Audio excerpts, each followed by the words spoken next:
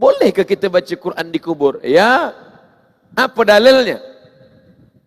Abdullah bin Umar bin Khattab berpesan, anak kandung Umar bin Khattab, bila aku mati nanti, jangan kamu tinggalkan kuburku seperti menguburkan binatang, tapi bacakanlah pada bahagian kepalaku pangkal Al-Baqarah 5 ayat.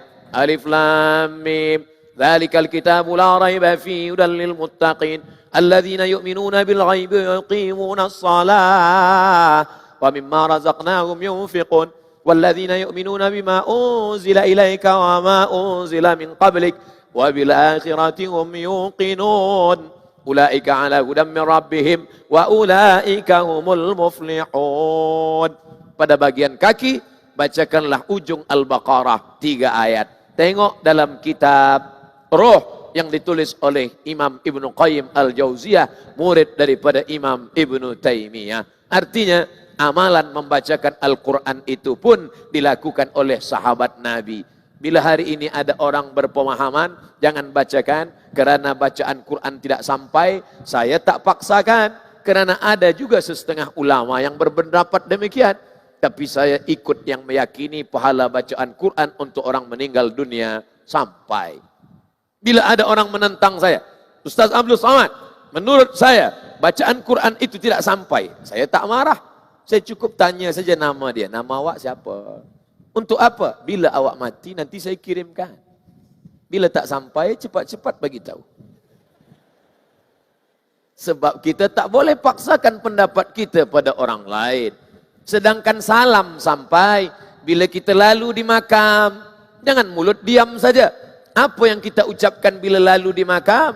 Assalamualaikum ya ala diyar minal mu'minin wa inna insyaallahu bikum lahiqun yarhamullahul mustaqdimina wal mustakhirin nas'alullah lana wa lakumul afiyah. Panjang Ustaz, ya itu bacaannya. Tapi kami selama ini baca pendek saja. Assalamualaikum ya ahlal kubur, jadilah daripada tidak sama sekali. Dia baca panjang, elok. Dia baca pendek, tak salah. Tak baca sama sekali, jangan. Kita doakan. Bila kita doakan orang hidup, Assalamualaikum, selamat rumahmu, selamat anak ahli keluargamu, selamat duniamu. Dia masih hidup. Untuk apa kita ucapkan salam pada orang yang meninggal dunia? Assalamualaikum ya ahlal kubur, selamat engkau daripada azab kubur. Tadi sebelum salam kita minta, Allahumma inni a'udzubika min azabi jahannam wa min azabil qabri. Binatang mendengar, makanya kadang anjing lama berhenti, maaf, ayam lama berhenti di kubur, seperti keheranan mendengarkan teriakan azab kubur. Apa kata Nabi SAW?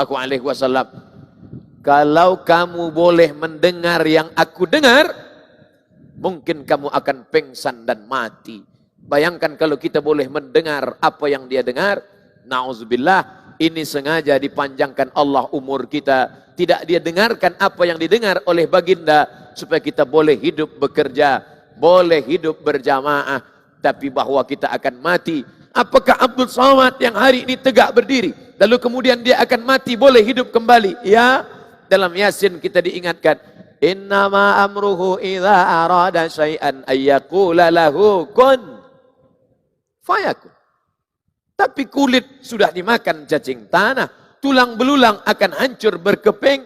Bagaimana mungkin Abdul Somad akan hidup tegak berdiri kembali? Datang Asi bin Wa'il membawa tulang yang sudah kering. Ya Muhammad, ayuhyi rabbuka hadzal idhama ba'dama baliya wa ramma? Apakah Tuhanmu boleh menghidupkan engkau padahal ini tulang sudah kering hancur? Apakah boleh akan hidup kembali? Nabi diam. Diam. Kerana dia tidak menjawab berdasarkan akal dan hati, tapi dia bicara wa ma yantiqu 'anil hawa in huwa illa wahyun yuha. Wahyu dari Allah. Datang Jibril membawakan barang jawaban. Qul, katakan, yuhyiha allazi ansha'aha awwala marrah. Katakan kepada orang yang tak percaya bahwa selepas mati dia akan hidup kembali. Dulu dia tidak ada di alam dunia, dibuat Allah menjadi ada. Selepas ada dibuat Allah menjadi tidak ada. makhluk yang pernah ada menjadi tidak ada, lalu dibuat menjadi ada kembali, maka itu semua mudah bagi Allah. Untuk apa Allah buat hidup di dunia ini? Mengapa kita hidup? Surah Al-Mulk juz 29, surah yang pertama. Alladzi khalaqal mauta, Allah yang menciptakan mati, wal hayata, Allah yang menciptakan hidup. Untuk apa Allah buat ada hidup, ada mati? Liyabluwakum ayyukum ahsanu amala. Karena Allah ingin bahwa manusia itu yang paling baik, ahsanu amala, yang paling baik amalnya. Semua akan tinggal. Topi, peci, kopiah yang paling disayang akan tinggal. Jubah yang malam ini didapat pun akan tinggal. Selama ini Ustaz Abdul Somad bagi tazkirah pakai baju putih saja. Tapi malam ini orang akan tonton. Oh, handsome-nya kata dia. Di mana nih Ustaz? Di Pulau Pinang lah. Di mana lagi? Itu baju dari mana? Dari TYT. Kehormatan, kemuliaan, kebanggaan. Tapi sampai masanya semua akan engkau tinggalkan wahai Abdul Somad. Yang akan engkau bawa mana? Illalladzina amanu, iman, wa amilus salihat, dan amal saleh. Siapa yang mengajarkan kita tentang ini? Al-Quran. Kalaulah Al-Quran tidak turun, kita tidak tahu kita sedang di mana dan apa yang akan kita bawa menghadap Allah Subhanahu wa taala. Kita hidup di atas tanah, jalan sana, jalan sini, tazkirah sana, tazkirah sini.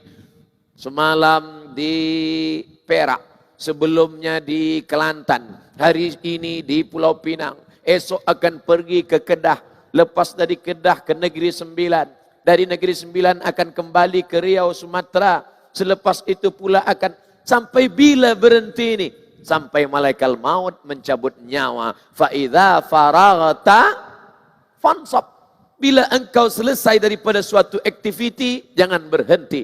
Ketika engkau berhenti, berarti engkau mati.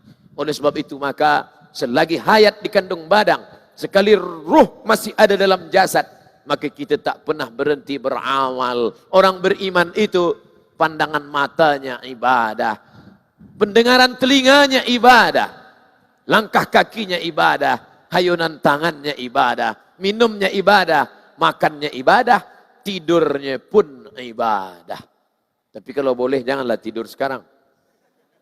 Sebab banyak juga orang dia jawab, dia semua ada jawaban. Waktu masa Ustaz Abdul Somad bagi tazkirah tadi, kenapa awak tidur? Tidur pun ibadah.